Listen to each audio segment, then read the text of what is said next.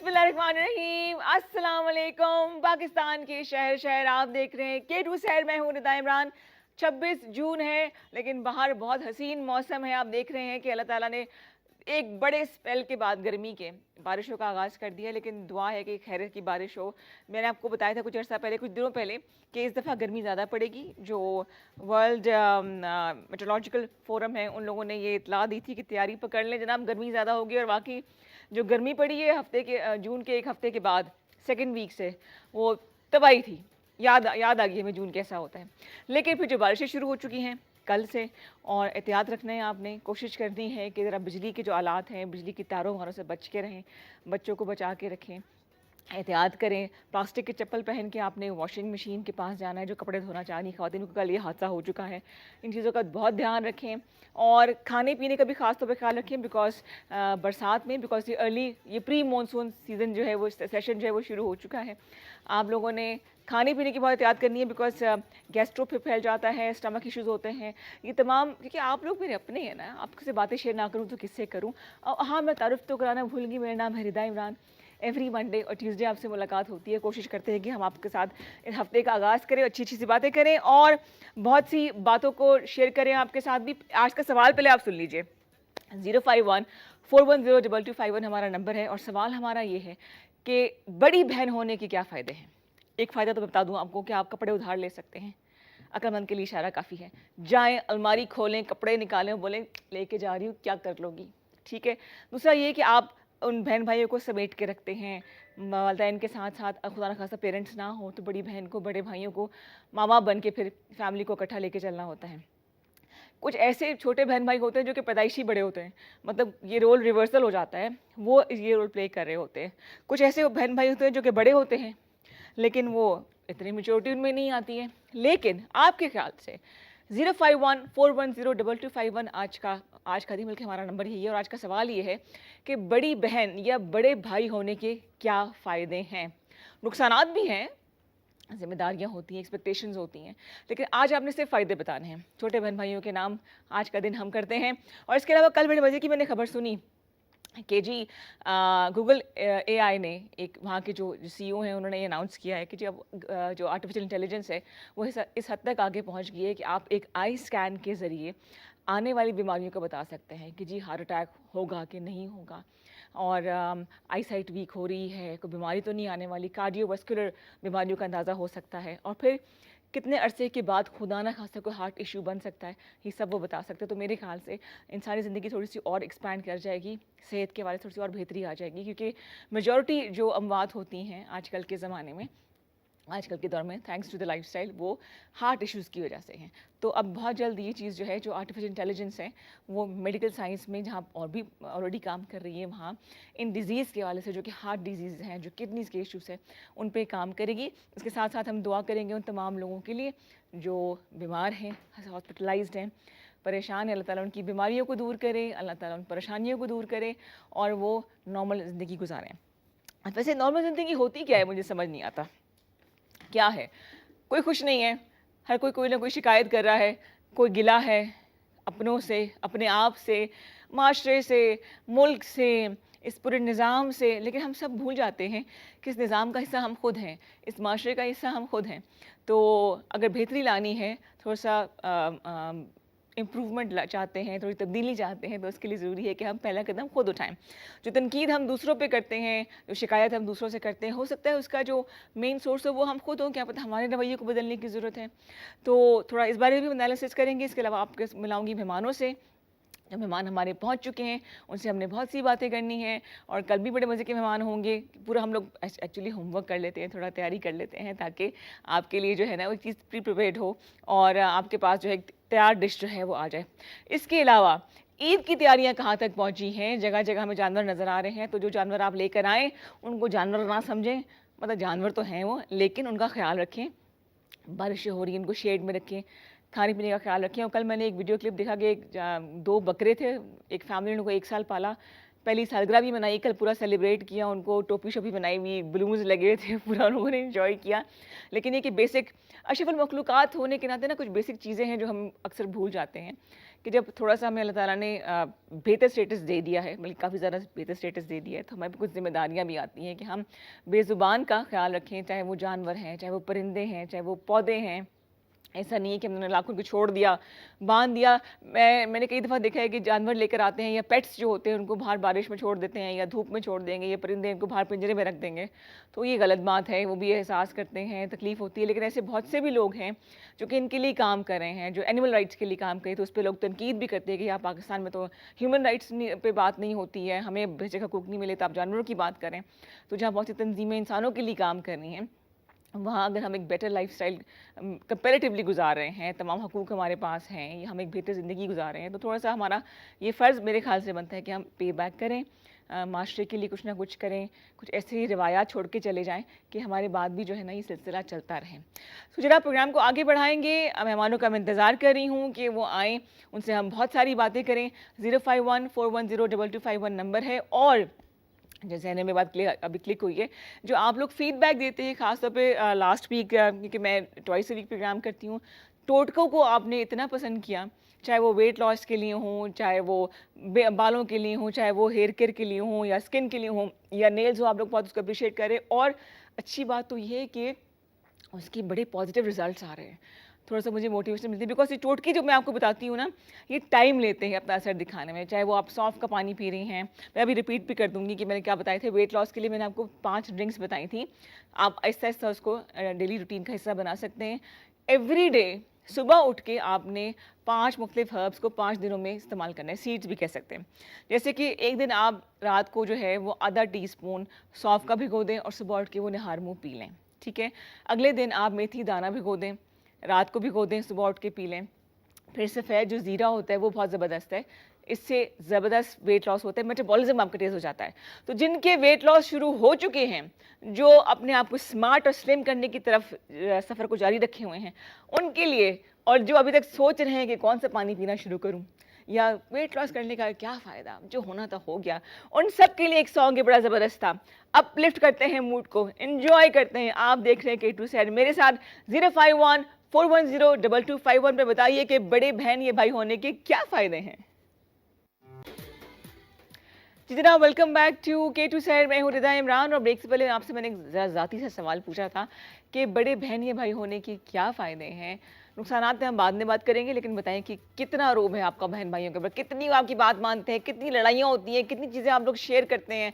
कपड़े एक दूसरे के पहन लेते हैं, भाई मैं तो पहन लेती हूँ, मैं बता भी देती हूँ, मैं फेसबुक पर टैग भी कर देती हूँ। नहीं करूँगी तो खुद ही बोल देंगी वो कि हानिया बोल देगी, देखो आज इसने मेरा सूट पहना और बताया नहीं है। तो मैं बता दूँ कि मैं गई थी अपनी बहन के पास मिलने के लिए, नया सूट टंगा हुआ था, मैं उठा के ले आई और मैंने पहन लिया। ये फ़ायदा भी होता है। तो आप भी बताइए, क्योंकि जब बड़े हो जाते हैं ना हम लोग, तो फिर सब चीज़ें मिस कर रहे होते हैं, लड़ाई झगड़े। एक दफ़ा गर्मियाँ थी तो हमें आम, हम सब आम के खाने के बड़े शौकीन हैं, तो मैंने क्या किया कि एक आम लिया, उसके ऊपर अपना नाम लिख दिया, कोई ना खाई ये मैं खा लूँगी। दोपहर में सब सो रहे थे, जब मैंने जाके उसको आम को देखा तो उस पे 3 नाम और लिखे हुए थे। सबने उसको टैग किया हुआ था। आगे जी आपको बनाते हैं बड़ी इंटरेस्टिंग सी मेहमान से। एक मेहमान हमारी पहुंच चुकी हैं, मुख्तलिफ फील्ड में काम करती हैं, ख़वातीन की एम्पावरमेंट के लिए काम करती हैं, इंटरनेशनल स्पीकर हैं, ट्रेनर हैं, अपनी कंपनी की सीईओ हैं, हिना निसार सदोज़ई। अस्सलाम वालेकुम। वालेकुम अस्सलाम। क्या हाल चाल है? आई एम गुड, आप कैसी हैं? बिल्कुल ठीक ठाक जी। वेलकम टू के2 सहर। Thank you so Are much you a for morning person? या of course early morning early morning जी। कितनी सुबह उठती, दिन का आगाज कैसे होता है? तकरीबन 5 बजे, या मतलब अब तो नमाज का पहले ज़रा हो जल्दी जाती है, टाइम हाँ, हो हाँ, जाता है, हाँ, तो फिर ज़रा जल्दी उठना पड़ता है। ठीक। बट मैं सबसे पहले अर्ली मॉर्निंग में नमाज अदा करती हूँ, एंड देन डेफिनेटली बच्चों ने जब स्कूल जाना है तो उनको स्कूल भेजो। सही। Then Quran, and you know this is my routine, and then I start studying something, you know. अच्छा। या मेरा ऑफिशियल वर्क जो होता है वो मॉर्निंग में सारा काम हो रहा होता है। ठीक ठीक ठीक। मेरी ट्रेनिंग्स पे या मतलब कोई सेशंस हैं तो उनकी तैयारी और कंटेंट बनाना और ये सब चीज़ें मैं I do in the morning. I am a morning person. तो बेसिकली दिन जो है वो 12-1 बजे तक काफ़ी काम हो जाते होंगे आपके? काफ़ी मेरे नहीं 12 नहीं, आई मीन आप अगर आप कहते हैं कि 10 बजे तक मैं प्रोडक्टिव होगी तो मीन्स दिन का सारे काम। बिल्कुल सही, बिल्कुल सही। हिना, आपकी जर्नी का आगाज़ कैसे हुआ? इतनी मुख्तलिफ डायमेंशंस में आप काम कर रही हैं, मुख्तलिफ फील्ड्स में काम कर रही हैं, तो कैसे आगाज़ हुआ? या that's a good question. Is it long journey? बहुत लॉन्ग तो नहीं कह सकते, लेकिन आपको पता है क्योंकि जब एक इंसान एक मकसद के लिए बना होता है तो बचपन से उसकी कॉलिंग होती है उसकी तरफ होता है। और when there is a will तो there ways. They are ways थोड़ा चेंज हो गया है। हाँ, they are ज्यादा मौके मिल जाते हैं फिर। हाँ, ठीक है। एग्जैक्टली। तो basically I belong to Azad Kashmir. ठीक। तो बचपन में जो है स्कूल में मेरे नंबर शंबर तो नहीं आते थे। पढ़ने लिखने की तो मैं बहुत ज़्यादा शौकीन नहीं थी, सीखने की वेलकम टू द क्लब, मेरे भी नहीं आते थे। गुड। सो ऐसा था कि सीखने की मैं शौकीन थी बहरहाल। ठीक। सीखती मैं थी और मेरे नंबर नहीं आते थे एग्जाम में। तो नंबर, जब मैं टीचर्स के साथ ज़ुबानी बातें करती थी तो टीचर्स यूज्ड टू थिंक कि ये बहुत काबिल है। नया टीचर आता था तो मुझे बहुत ही काबिल समझता था। इम्प्रेस होते होंगे। हाँ एग्जैक्टली। और जब पेपर आता था तो फिर वही चीज़ें नेगेटिव हो जाती थी।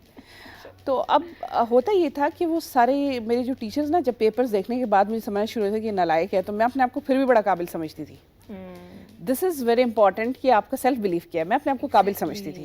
हाँ। लोग समझते थे कि यार इसके नंबर नहीं है, मेरी अम्मी की बस शिकायतें जा रही हैं, स्कूल में बुलाई जा रही हैं, यू नो। कहते बोलती तो बड़ा जबरदस्त है ये। हाँ। लिखते वक्त क्या हो जाता है इसको? हाँ, लिखते वक्त क्या हो जाता है, वो रट्टा नहीं लगा सकते। रट्टा यार बहुत मुश्किल काम। रट्टा बहुत मुश्किल बहुत काम है। मुश्किल तो काम है। उस जर्नी में मैंने सीखा बहुत है। मुझे याद है कि स्कूल में केमिस्ट्री की क्लास होती थी, मुझे केमिस्ट्री बिल्कुल नहीं आती थी। अच्छा। I used to stay outside हर क्लास में, मतलब वो रूटीन हो गया था कि मुझे पता था तो क्लास में जाते हैं और बाहर खड़े हो जाते हैं। तो वो खड़े होने में हम एंजॉय भी करते थे। पनिशमेंट। या एग्जैक्टली। कि ना क्लास शुरू होने वाली है, बाहर चली जाओ। नहीं, वो मैम पूछती, जी बताएं किस किस को सबक याद है। तो कोई भी हाथ खड़ा नहीं करते, कहते सारी क्लास को नहीं याद। हमारी केमिस्ट्री की क्लास में कोई 3 बच्चे क्लास में बैठते थे। अच्छा। 18-20 बच्चे बाहर हो जाते। और वो मुझे हैरत है कि किसी ने एक दफ़ा भी सवाल नहीं किया कि यार ये सारे बच्चे रोज़ क्यों बाहर खड़े होते हैं। हम ये इंजॉयमेंट भी कर बाहर खड़े होकर, वो टीचर से, ज़रा आपको पता है जो खड़ूस टाइप टीचर, उनसे भी जान छूट जाती थी। बाहर हम आपस में भी गपशप करते थे। तो हम इस चक्कर में भी सारे रोज़ बाहर खड़े। टीचर भी सुकून में, आप भी सुकून में। सुकून में। क्लास में 3 बच्चे होते थे, हमें कोई पता नहीं क्लास में क्या पढ़ते थे। अच्छा, सही है। तो केमिस्ट्री पहले ही नहीं आती थी, ऊपर से पता नहीं होता था क्लास में क्या पढ़ते हैं। तो ये सीन होता था। अच्छा, फिर तो इस तरह फिर मैं थोड़ी सी ज़रा डेफिनेटली जब सीखती थी तो I was very confident. Assemblies conduct करना और कोई इस तरह के जो इवेंट्स होते थे फंक्शंस में, वो बोलना। आगे एग्जैक्टली। बस ये चीज़ मेरे अंदर थी। और वो देखें अब आप, मैं जितना बोलती हूँ, जितना काम करती हूँ, वही चीज़ मुझे काम आई। So this was a journey. In another thing, my father was a trainer. So घर में वो हमें सिखाते थे, वो भी नंबरों पे फोकस नहीं करते थे। अच्छा। अम्मी ने बड़े ताने दिए लेकिन अब्बू ने कभी ताना नहीं दिया। आई मीन वो एंजॉय करते थे हमारे साथ। जैसे कभी नंबर कम आ गए, बहुत कम आ जाए, तो फिर भी कहते थे कोई बात नहीं, अगली दफ़ा इंप्रूव करेंगे। अम्मी use to, my mother was a teacher. तो वो अपनी साथ वाली टीचर से कंपेयर करती थी कि उसके बच्चे के आगे हैं। हम जब सारे मिले थे तो उसमें मुझे बड़ी शर्मिंदगी हुई, मैं तो वहाँ बैठ ही नहीं सकी। तो ये सारी बातें होती थी और हम इन बातों से बड़ा मतलब फ्रस्ट्रेट होते थे, पर क्या करते, फिर भी नहीं पढ़ते थे। अम्मी ऐसी होती मेरे ख्याल से। हाँ, अम्मी। और फादर ने कभी नहीं इस तरह किया। वो कहते थे अच्छा इट्स ओके, कोई बात नहीं, अच्छा, मतलब समझाते थे। और वो घर में जो माहौल था ना, वो ट्रेनिंग वाला माहौल था। अच्छा। अब्बू ने कभी इम्पोज नहीं किया कि आपने क्या करना है। वो पूछते थे कि अच्छा तुम बताओ क्या करना है। सही। खाने के बाद हम सबसे पूछा जाता था, सही। तुम बताओ, तुम राय दो, तुम राय आप दो। लोग? हम लोग माशाल्लाह से 5 बहनें और 1 भाई। अच्छा, लाडला है भाई? डेफिनेटली सबसे छोटा। और सबसे छोटा है? ओ हो, अच्छा। तो वो तो ये सीन है। तो मैं आपको बताऊं कि इस तरह से मैं एम्पावर हुई हूँ। दो कहते हैं ना, क्वेश्चन की जो क्वालिटी होती है वो आपका इंटेलेक्ट बताती है। तो my father used to teach us how to question. वो आपको लिबर्टी दी, आपको फ्रीडम मिला, आपको कॉन्फिडेंस मिला सवाल करने का, जो अक्सर पेरेंट्स शायद नहीं देते और डिस्कस ही नहीं करते। हाँ। लेकिन देखिए पेरेंट्स में भी दोनों का रोल अलग है। रिदा, जो फादर है ना, वो आपको डिफरेंटली आपको ग्रूम करते हैं, ब्रॉट अप करते हैं। जो मदर्स होती हैं उनके एक अलग से स्टफ होता है। वो कुछ और चीज़ों पे फोकस कर रही होती हैं। तो वो ब्रॉडर सेंस में जो ब्रॉडर विजन होता है वो आपके फादर कवर कर रहे हैं। डू यू थिंक कि एक कामयाब औरत के पीछे एक मर्द का हाथ होता है, चाहे वो बाप हो, चाहे वो भाई हो, हस्बैंड हो? And credit goes to your father. Yeah, of course. ठीक। Credit goes to my father and my husband too. हाँ, वो उनका भी बेचारे का भी नाम ले लेते हैं। अभी मैं आपको बताती हूँ ये क्या। ये लोग शायद सुन रहे होंगे तो बड़े इंस्पायर हो रहे होंगे। हाँ, बड़ा सपोर्टिव। आइडियल जिंदगी। It's not like that. Sometimes people give you tough time, और टफ टाइम में आप जो सीखते हैं वो आप सॉफ्ट टाइम में नहीं सीख सकते। मैं हमेशा कहती हूँ कि मेरी ज़िंदगी में 2 रोल मॉडल्स रहे हैं। ठीक है। एक मेरे फादर और एक मेरे हस्बैंड। मेरे हस्बैंड ने किसी जगह मुझे सपोर्ट किया। हाँ। और किसी जगह नहीं किया। अच्छा। जहाँ नहीं किया वहाँ पे भी मैंने बहुत सीखा। और फादर का ये होता था कि वो इस तरह करते थे। फादर ने ऐसे किया कि जैसे मुझे मेरी फ़ीस जमा कराने खुद भेज देना। हाँ। At that time I used to cry. मैं अम्मी के साथ कहती थी यार ये कितना जुल्म करते हैं मुझ पे, हाँ, सब खुद बच्चों की करो। माएँ आती थी, अब्बू आते थे। अम्मी भी कहती थी अब्बू से कि ये आप क्या करते हैं, अब्बू कहते थे अच्छा सब्र कर जाओ। और वो आपको पता है फीस एडमिशन के लिए खुद भेजना, फीस जमा करना, लाइन में खड़े हैं। एग्जैक्टली उन्होंने मुझे एम्पावर किया इस तरह से। बिल्कुल से, बिल्कुल तो मैं आपको बताऊं कि दो ये मिक्स है, मर्ज है, बिकॉज मुझसे ये सवाल अक्सर होता है कि आप जब मैं कभी इवेंट से बाहर निकलती हूँ तो बहुत सारी वहाँ बच्चियाँ होती हैं, औरतें ख़वातीन होती हैं, तो वो मुझसे कहती हैं कि मैम आपके लिए ये बातें आसान है क्योंकि आपका बड़ा माहौल इस तरह ये वो। मैं उनको बताती हूँ आइडियल नहीं होता। हाँ, एग्जैक्टली आप आइडियल बनाते हैं उसको। बिल्कुल सही। असल तो आर्ट ये है कि आप मुश्किल हालात में अपने लिए सीखने के मौके, आसानी कैसे पैदा करते हैं। सही। और आसानी का मतलब ये नहीं है कि आपको सारी चीज़ें आगे मिलेंगी। हाँ, नहीं, हाँ, आप कंफर्टेबल हो जाए उन मुश्किलों के साथ, आप सीखना शुरू कर दें। So this is the thing कि ये दो चीज़ें जो है ना मेरी, मैं आपको बता रही हूँ, दो मर्द जो हैं जिन्होंने मेरी ज़िंदगी में रोल, शादी के बाद हस्बैंड ने, उसने दोनों तरह रोल प्ले किया, कभी सॉफ्ट किया कभी हार्ड। और फादर ने, मैं कहूँगी अब्बू ने हार्ड पे नहीं लिया, हस्बैंड ने कुछ कभी सपोर्ट नहीं किया तो, because we look up to them. या व्हाट अ गुड क्वेश्चन। ये पहली दफ़ा किसी ने मुझसे सवाल किया, क्योंकि मैं शायद आज आपके शो में पहली दफ़ा बता रही हूँ, ये सवाल बहुत दफ़ा हो चुका है। आप बड़ा ओपनली बता रही हैं, मुझे अच्छा लग रहा है, you not hiding anything. No no no, actually this is, देखिए हम सारों की ज़िंदगी ऐसी होती है। हाँ। कहीं आपको सख्ती होती है, कहीं नरमी होती है, मतलब।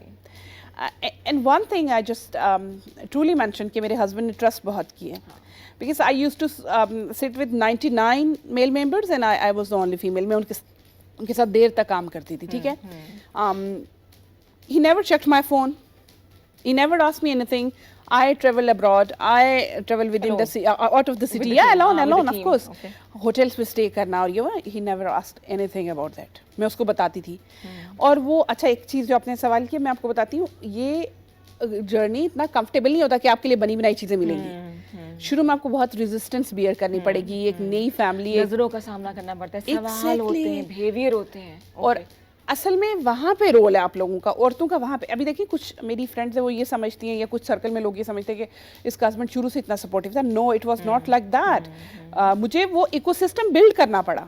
और शुरू में जब हम रेजिस्टेंस फेस करते हैं ना, तो उस रेजिस्टेंस को अगर हम मतलब उस रेजिस्टेंस को पर्सनल ना लें, उसको प्रोफेशनली आप देखें कि इस रेजिस्टेंस को आप अपने आप वो काम ना छोड़ें, अपने मकसद से पीछे ना हटें, आप उसके साथ चलें, लोगों को चलाएं। और लोग अगर कहेंगे ना ये क्या कर रहे हो, 3 दफ़ा कहने के बाद चौथी दफ़ा वो नहीं कहेंगे।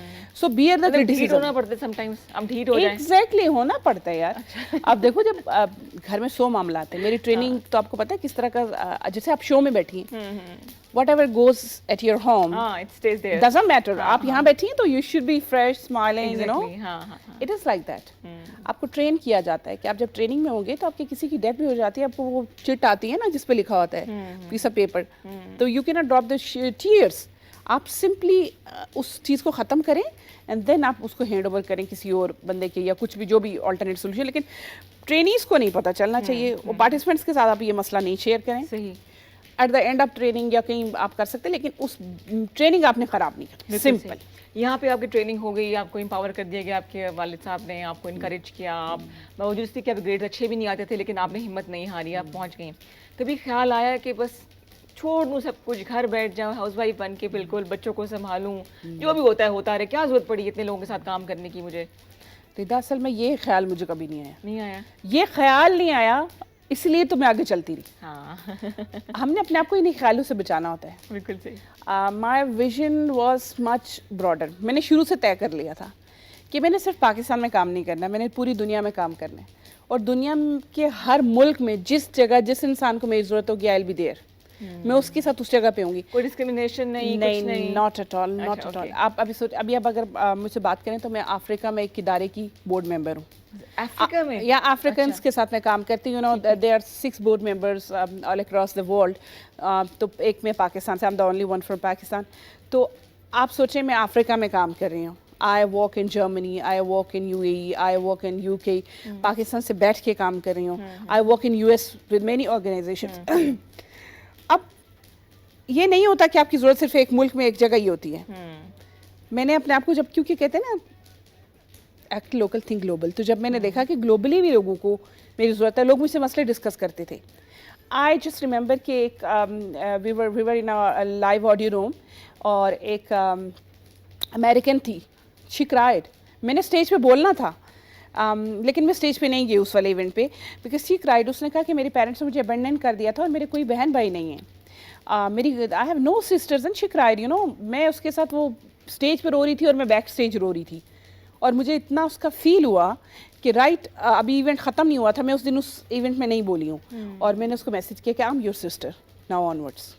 I have 5 sisters and now you're my 6th sister. अच्छा, We are 5 sisters now you're 6th ये one. वैल्यूज वहाँ पे शायद नहीं है, वहाँ पे ऐसा मेरे ख्याल से नहीं है, चलता था। लेकिन देखिए उसके पेरेंट्स उसको छोड़ दिया था ना बेचारी को, तो वो उसको इतना मतलब उसको ऐसी फील आई, उसने कहा तो मुझे जानती नहीं थी, और मैं उसके लिए वहाँ, और अब हमारा ऐसे रिलेशनशिप है जिससे बहनों का अभी भी है? कितना yeah, अच्छा हो of गया इस course, बात of को? course. Like not year, I think less than a year. Less than a year. Less than a year. ठीक।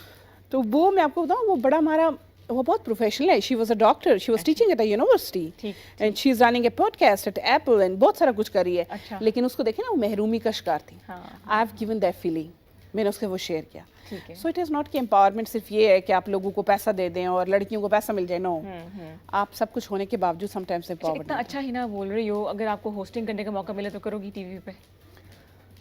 ब्रेक लेके देख लेते हैं ना, ये आपका कैमरा है, आप ब्रेक लीजिए, जरा मेरे काम बांटे ना, इतने सारे काम कर आई हो तो थोड़ा मेरा भी काम करो। ब्रेक लेना है, K2 शहर पे आपने जिक्र कर देना है, और हम वापस आते ब्रेक के बाद आपने ये बोलना है, ठीक है? This is your camera. अभी ब्रेक ले लो। अभी ले लो ब्रेक। अच्छा, thank you so much for watching us. Let's come after break at K2 TV. Yes, break चाहिए। जी जनाब, वेलकम बैक टू K2 शहर। मैं हूँ हृदय इमरान। आपसे सवाल मैंने किया था कि बड़े बहन या भाई होने के क्या फ़ायदे हैं। 05141022251 पे कॉल कीजिए। मेरी दूसरी मेहमान जो बड़ी अच्छी दोस्त है वो पहुँच चुकी हैं, लॉयर हैं, कॉर्पोरेट लॉयर हैं, और बहुत से काम कर रही हैं, ब्लॉगिंग भी करती हैं। She is a very busy person.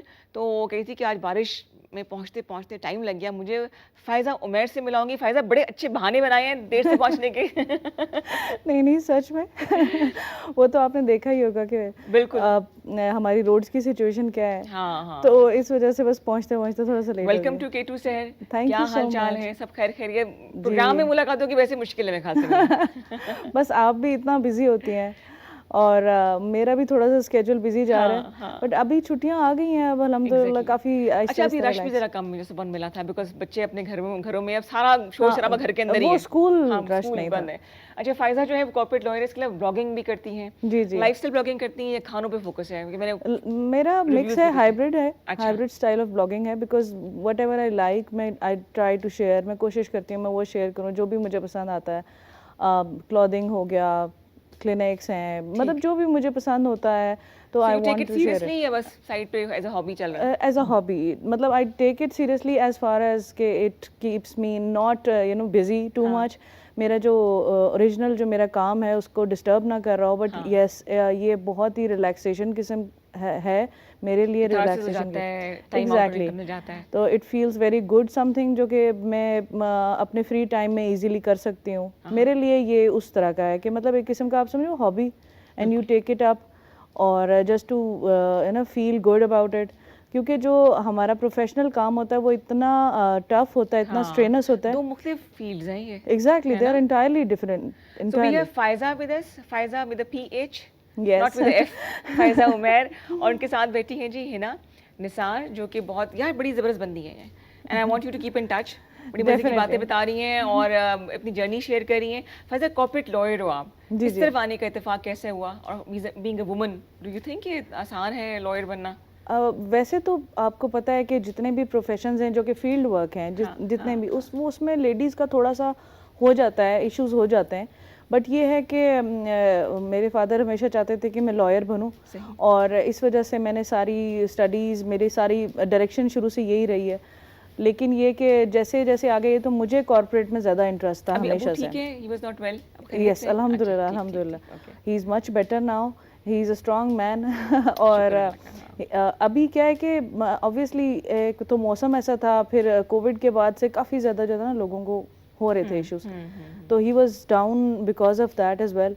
But ये कि अल्हम्दुलिल्लाह ही इज़ गेटिंग बेटर, और Aahista Aahista he will be more, आज 3 ऐसी लड़कियां बैठी हैं जिनको सपोर्ट उनके अब्बू से मिली। अच्छा, really? Faiza, Oh, good. and Hina also. ये it's kind of a dedicated Father's Day show.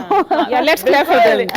Let's clap for them. अब्बू लवली हो गया ये तो अम्मी नाराज हो जाएंगी नहीं, कोई मैं बात आपका भी देखती हूँ जब भी सोशल मीडिया, तो आपके फादर के साथ काफी पिक्चर्स होती हैं। बिल्कुल बिल्कुल बिल्कुल है ना, बहुत बहुत आपका सपोर्ट है उनकी भी, अम्मा की भी है, लेकिन I don't know, I think बेटी का बाप से बड़ा जबरदस्त किस्म की बॉन्डिंग होती है मेरे बिल्कुल, ख्याल से, वो exactly. बड़े मजे की बॉन्डिंग होती ऐसा ही है, यार ऐसा ही है। एक्चुअली प्रोफेशनल जो ग्रूमिंग हमारी होती है ना वो फादर्स करते हैं, तो जो घर की ग्रूमिंग है, लॉस को चलाना ये माएँ करती हैं। हाँ तो बिल्कुल, किसी ऐसा दिन ही वो है, ऐसा टॉपिक ही होगा तो अम्मा के लिए करेंगे अम्मा के लिए बात करेंगे बिल्कुल। हाँ, और मैंने भी घर जाना है, अभी मम्मी को मिलने के लिए जाना है मैंने।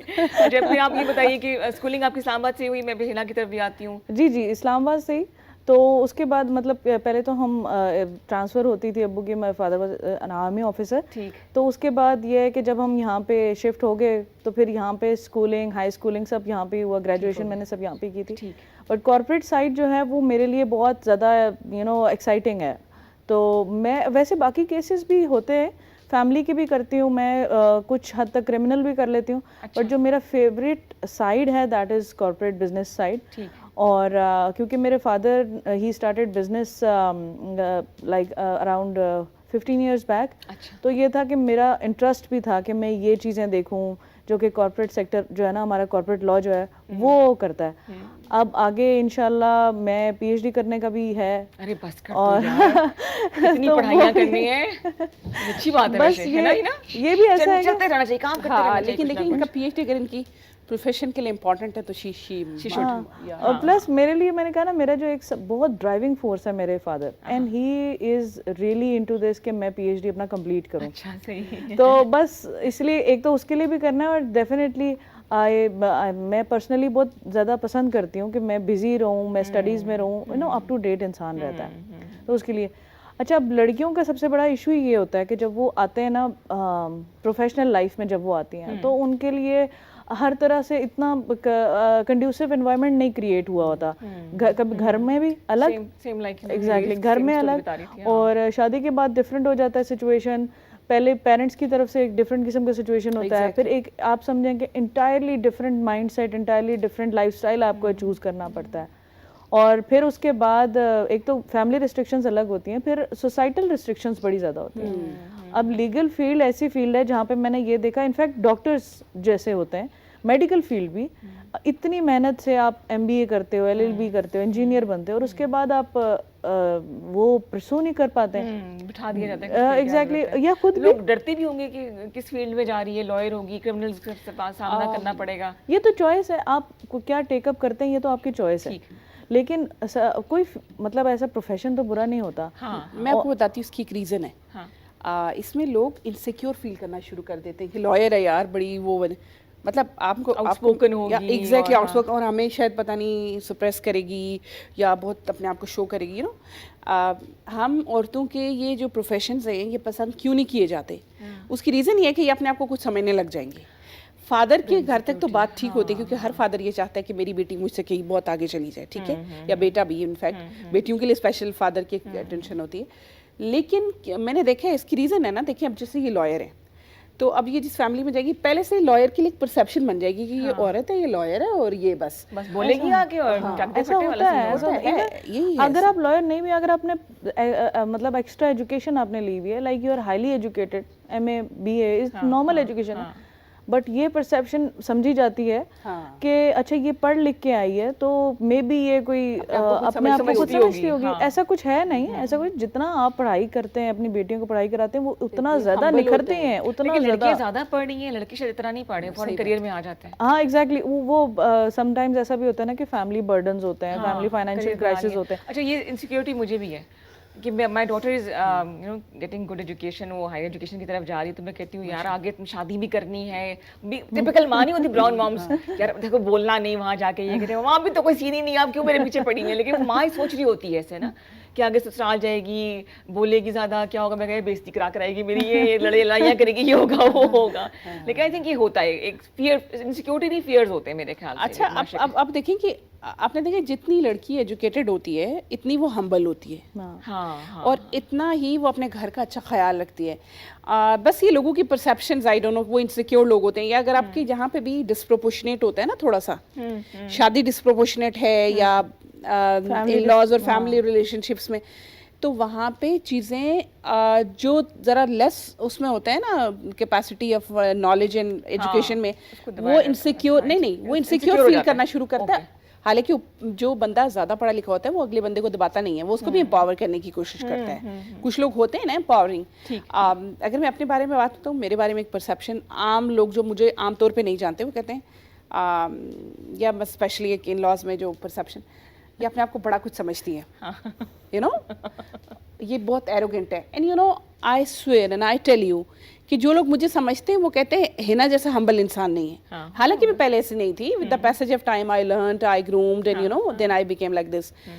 तो मैं आपको बताऊं कि जब आप लोगों को समझते नहीं है तो परसेप्शन दूर से ना क्रिएट करें। एग्जैक्टली, हम Sit with them. जजमेंटल हैं, फौरन ही जज कर लेते हैं कि ये है। वैसे मैं भी समझती हूँ बड़ी सीरियस ही होगी है ना, 10 मिनट की बात थी, सारी घर के सारे खाते खोल दिए ना। असल में ये तो आपके साथ भी dilemma ऐसे ही हुआ था फायजा? नहीं, ये तो एक ऐसा डिलेमा है जो हमें हर जगह पे फेस करना पड़ेगा। अगर आप बोलते हैं तो कोई कहेगा कि आप बहुत ज्यादा बोलते हैं, अगर आप बोलते नहीं हैं तो कोई कहेगा कि आप नहीं, अगर कोई एग्जैक्टली। तो यू नो आप किसी को खुश तो कर नहीं सकते, और अगर आप खुश करने निकल पड़े तो फिर तो बहुत मुश्किल हो जाएगा ना। तो अभी ये है कि ये तो आपको हर जगह पे ही फेस करना पड़ेगा। एग्जैक्टली। अब इसको, ये चीज़ें ऐसी नहीं है जो आपको आपकी सक्सेस में या आपके आगे जाने में आपको रोकें, रुकावट डालें, तो फिर आप कमजोर हैं। फिर अगर आप रुक जाते हैं तो स्ट्रेंथ देती है। एग्जैक्टली। भाई ये तो आप लोग सोचते हैं ना, बहुत सी खवातीन बैठ जाती हैं, सुबह किसी ने कुछ Will power नहीं होता। विल पावर नहीं होती है, थक जाती है कि बस कहाँ तक लड़ूं मैं, कितना कर लूं। मैं आपको बताऊं कि ये जो एजुकेशन होती है, ये मैंने देखा कि ये एक एम्पावर करती है इंसान को।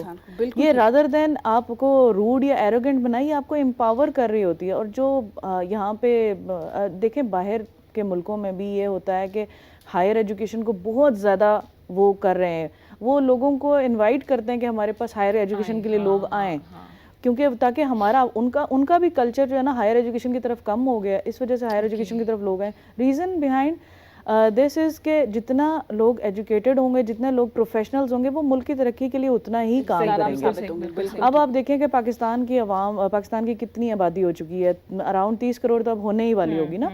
उसमें से आप देखें कि वर्किंग क्लास कितना है, वर्किंग जो मुल्क को कुछ दे रहे हैं वो कितना है, वो बहुत कम है।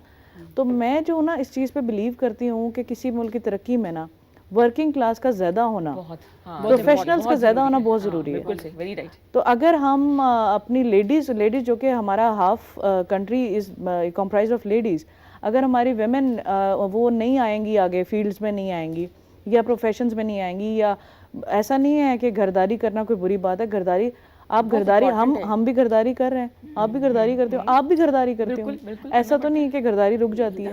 तो ओनली थिंग इज कि अगर कोई बहुत ही डायर सिचुएशन होगी कि आपकी फैमिली बिल्कुल अलाउ नहीं करती, आप उसमें कुछ नहीं कर सकते, लेकिन फिर अपनी जो हिम्मत है, जहाँ पे आपने अपनी हिम्मत दिखानी है, वो तो दिखानी बहुत ज़रूरी है। ऐसे एक चीज़ में देखिए, अब फैमिली अलाउ या ना अलाउ का मेरा ख्याल है कि बहुत कम इस बात से ताल्लुक रहे, क्योंकि अब आप देखें फायजा, घर से लड़कियां इतना कुछ कर रही हैं, बिल्कुल ऑनलाइन, अब तो ऑनलाइन। यू नो मैं जब वुमेन एम्पावरमेंट पे और एंटरप्रेन्योरशिप पे स्पेशली जब मैं काम करती हूँ, जो क्योंकि मैं एग्री टूरिज्म में काम करती हूँ, तो बहुत इंटीरियर विलेजेस में कभी जाके काम करना पड़ता है, क्योंकि एग्रीकल्चर एंड टूरिज्म में यू नो, और स्पेशली जब मेरा कश्मीर में एक प्रोजेक्ट था तो मैंने वहाँ पे देखा कि औरतें घर से बहुत कुछ कर सकती हैं, यू नो, कर रही हैं। उन ट्रेनिंग्स और वर्कशॉप्स में मैंने देखा, और औरतें कर रही होती हैं, लेकिन वो बेचारी को स्केल, वो मैस की तरफ नहीं लाया जाता, मार्केट्स के साथ डायरेक्ट रीच नहीं है।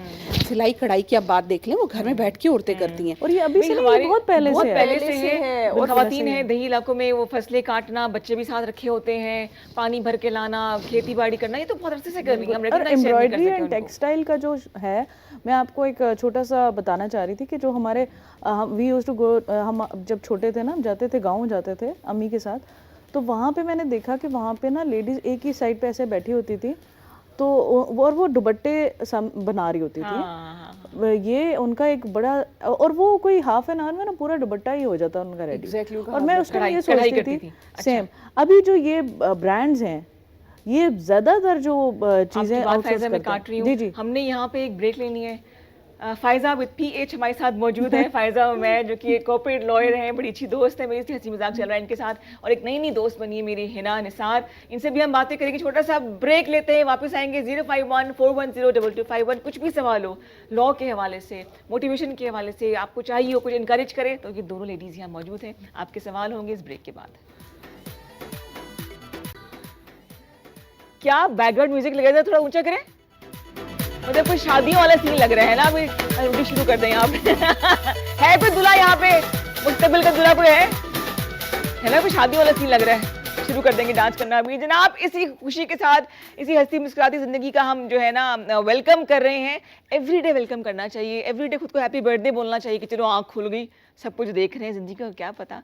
मुस्बत सोचिए, मुस्बत रास्ते निकालिए, ना सिर्फ अपने लिए बल्कि उन लोगों के लिए जो आपके इर्द गिर्द हैं, जैसे कि हिना काम कर रही हैं, जैसे कि फ़ायज़ा काम कर रही हैं और अपनी अपनी फील्ड की माहिर है। और जब आप सब कुछ कर लें तो अपने लिए वक्त ज़रूर निकालें, कोई टाइम आपका अपना होना चाहिए। फ़ायज़ा, आप अपना मी टाइम निकालती हैं ब्लॉगिंग करके मुख्तलिफ जगहों पर जाके, ये पेड होता है या शौकिया कर रही होती हैं? यूजुअली शौकिया होता है। अच्छा। लेकिन ये है कि ऑब्वियसली अगर कभी ऐसी अपॉर्चुनिटी मिलती है जिसमें पेड होता है तो ऑब्वियसली व्हाई नॉट, क्योंकि मैंने आपको बताया था एक दफ़ा कि हमारी एक डिजिटल मार्केटिंग कंपनी भी है। हाँ। जो कि मेरे फादर ने ही इनिशिएट की थी, तो उसके बाद उसका एक किस्म का वो पीआर, वो डिजिटल सब कुछ ये हैंडल कर रही होती है। तो ये उसके लिए ना एक समझ लें कि मेरी एक इंटर्नशिप चल रही है अच्छा, वाह। उस चीज़ को अंडरस्टैंड करने के लिए। हाँ, सही। तो अब देखें, मार्केटिंग जो है, मार्केटिंग का शोबा भी ऐसा ही है जिसमें लेडीज़ जो है घर में बैठ के काम कर रही हैं। लेडीज़ क्या, इवन अब तो बहुत ज़्यादा स्टूडेंट्स होते हैं, मतलब बच्चे होते हैं, वो भी ऑनलाइन काम कर रहे हैं। के जहाँ पे आप डॉलर्स में अर्न करते हैं। बिल्कुल, If you know how to edit a clip,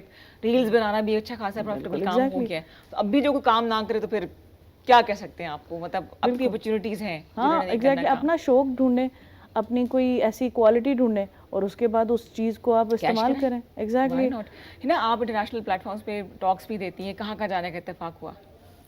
मैंने जो है अमेरिका लास्ट ईयर ही बल्कि मैं गई थी और कोई 15 to 20 ऑर्गेनाइजेशंस के साथ मैंने काम किया।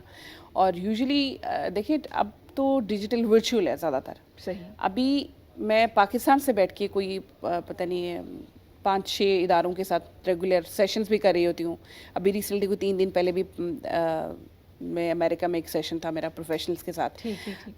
तो अब तो विज़िट करने की आपको ज़रूरत भी नहीं होती है कि अभी मतलब आप किसी और जगह जाके काम करें। वो डिस्टेंस बल्कि आप देखें तो वो लोग जो ट्रैवल डिस्टेंस है वो कम करने के लिए वर्चुअल अभी भी मेरा यही होता है कि ट्रेनिंग में कोशिश कर रही होती हूँ कि यार पाकिस्तान में बैठ के मैं ज़्यादातर करा लूँ।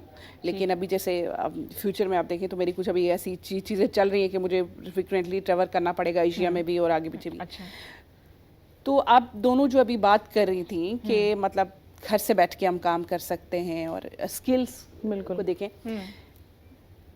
पहले आपको याद है कि पहले एक रिस्ट्रिक्शन हुआ करती थी कि बंदा शायद एक मुल्क में जाता है तब काम करता है, लेकिन ड्यू टू कोविड अब इतनी चीज़ें डाइवर्स हो गई हैं कि अगर आप किसी बहुत गांव में चली जाएं वहाँ पे भी एक बच्ची आपको बताएगी कि मैं फ्रीलांसिंग करती हूँ, किस पे काम, फाइवर पे काम करती हूँ, अपवर्क पे काम करती हूँ। तो अब वो वाला तो दौर बिल्कुल भी नहीं है। आपको ट्रैवल की तो मेरा तो लिटरली मुझे ट्रैवल की अपॉर्चुनिटीज़ होती हैं लेकिन मैं ट्रैवल नहीं करना चाह रही होती हूँ। इवन आप सोचें कि मेरा दिल होता है कि मैं पाकिस्तान जैसे कराची में कोई मेरी ट्रेनिंग होती है, मैं मॉर्निंग में जाती हूँ तो शाम को मेरा ये होता है कि क्योंकि आखिरी तो 9 बजे की फ़्लाइट होती है तो मैं कोशिश कर रही होती हूँ कि यार कोई ऐसा सेशन हो कि शॉर्ट और मैं वापस आ जाऊँ। मतलब इतना होता है। हाँ। तो अब हम वर्किंग मदर्स जो हैं हमारे लिए भी आसानी चलो इस वजह से थोड़ी सी होगी है कि बच्चों को छोड़ के आपको ज़्यादा ट्रैवल नहीं करना पड़ता। ठीक। ऑनलाइन की वजह से स्पेशली। अच्छा फ़ायज़ा, आपने फैमिली लॉस पर भी काम किया हुआ है, तो किस किस्म के केसेस आते हैं आपके पास? और ख़वातीन जो इन हालात से गुजर रही हैं उन्हें कुछ लीगल एडवाइस चाहिए तो फ़ायज़ा यहाँ मौजूद है, आपको जो फर्स्ट हैंड एडवाइस दे देंगी। बाकी आप इनसे रब्ता कर सकते हैं थ्रू सोशल मीडिया भी। जी फ़ायज़ा। डिफरेंट किस्म के केसेस आते हैं। आजकल जो सबसे ज़्यादा इशू है वो ये है कि divorces are on the rise बहुत ज़्यादा। ऐसा है कि खुला और डिवोर्सेस के केसेस तो बहुत ज़्यादा हैं। प्लस इनहेरिटेंस, ये वो चीज़ें हैं जो कि इनके लॉज लेट डाउन हैं। जैसे इनहेरिटेंस है, लेट डाउन लॉज है, लेकिन फिर भी फैमिलीज़ भी कभी कभी आपको पता है कि वो अपना जो होता है इनहेरिटेंस जो है वो प्रॉपरली शेयर नहीं कर रहे होते। इवन अपने भाई, अपने जो है ना अपने ही लोग वो प्रॉपरली वो कहते हैं कि ये इस तरह के केसेस बहुत ज़्यादा होते हैं। और सेकेंडली जो डिवोर्सेस हैं, खुला के केसेस, वो बहुत ज़्यादा हो गए क्योंकि एक तो मुझे ये लगता है जो उसकी सबसे बड़ी रीज़न है वो टॉलरेंस की कमी। और दूसरा यही जो एक आप जो कह रही थी ना कि एक सेग्रीगेशन आ गई है कि कोई बहुत पढ़ा लिखा, कोई कम पढ़ा लिखा, कोई अच्छा है प्रोफेशनल बन गया, वो पैसे ज़्यादा कमा रहा है घर में, और ये जो इनसिक्योरिटी क्रिएट होना शुरू हो जाती है कपल्स में, उसकी वजह से मेरा आर्बिट्रेशन की तरफ काफ़ी रुझान रहता है। अच्छा। कि अगर कोई बहुत ज़्यादा इशू नहीं है, ऐसा इशू जो कि आप समझ लें कि मेंडेबल इशू है, तो ये मैरिज ऐसा इंस्टीट्यूट है जिसको बचाना बड़ा ज़रूरी है, बहुत ज़रूरी है। अगर तो ऐसी चीज़ है जिसमें आपको पता है कि बातचीत करके या चीज़ें काउंसलिंग करके, अब देखिए बाहर के मुल्कों में तो काउंसलिंग भी बहुत इंपॉर्टेंट है, कपल काउंसलिंग होती है। पाकिस्तान में ये चीज़ें बहुत कम है, ये इसकी अवेयरनेस ही नहीं है। अब वहाँ पे क्या होता है कि हर बंदा एक अपने ही किसी मेंटल स्ट्रेस की वजह से या अपने किसी इनसिक्योरिटी की वजह से एक दूसरे के साथ लड़ रहे हैं, या फिर फाइनेंशियल रिस्ट्रिक्शंस की वजह से, तो उसमें होता ही है कि उनको उनसे कोई बात करने वाला, उनको कोई समझाने वाला नहीं होता। उल्टा क्या होता है कि फैमिलीज जो हैं वो एक को इधर खींच रही होती हैं, दूसरे को उधर खींच रही होती हैं। यहाँ पे तो बड़े समटाइम्स बड़े भी वो किरदार नहीं अदा करते जो पहले करते थे, जो करना चाहिए। जो रियल किरदार ये है कि अगर कोई भी ऐसा कुछ हो जाए तो वो चीज़ें लाइजन की जाएं, समझाई जाए। और फायजा मैं ये ऐड करना चाहती हूँ कि अगर आप देखें तो बहुत दफा डाइवोर्सेस बाकियों की वजह से होती है, कपल में कॉम्प्लिकेशंस नहीं होती, उन कॉम्प्लिकेशंस को बढ़ाने में मल्टीप्लाई किया जाता है। आप जज्बाती हो जाते हैं, बड़े बुजुर्ग आ जाते हैं हाँ, मेरे ख्याल से बिल्कुल। बीच में। जब उन कॉम्प्लिकेशंस को ही एग्रीवेट करने में आसपास के लोगों का बहुत हाथ होता है। तो इस वजह से क्या होता है, अब वो अगर डी एस्केलेट ना किया जाए ऐसी सिचुएशन को, जो कि पहले बहुत ज्यादा इस चीज पे अमल किया जाता था। के लोग होते हैं जो तैयार बैठे होते हैं, हाँ, वो ये कहा था पर तुमने क्या कहा, बात को आगे बढ़ा देते हैं। जो बंदा ऑलरेडी गुस्से में है उसको बहुत जज्बाती कर देना। एक क्या शिकायत ये भी है कि औरत एम्पावर्ड होगी है इसलिए डिवोर्स रेट बढ़ गया है, कि एक शिकायत नहीं। मैं आपको रिदा एक चीज़ बताती हूँ। देखिए हमारे इंटरफेरेंस बहुत ज़्यादा है, और डिवोर्स रेट बढ़ने की सबसे बड़ी वजह जो अभी आप देखें किसी ना किसी सूरत में इंटरफेरेंस है।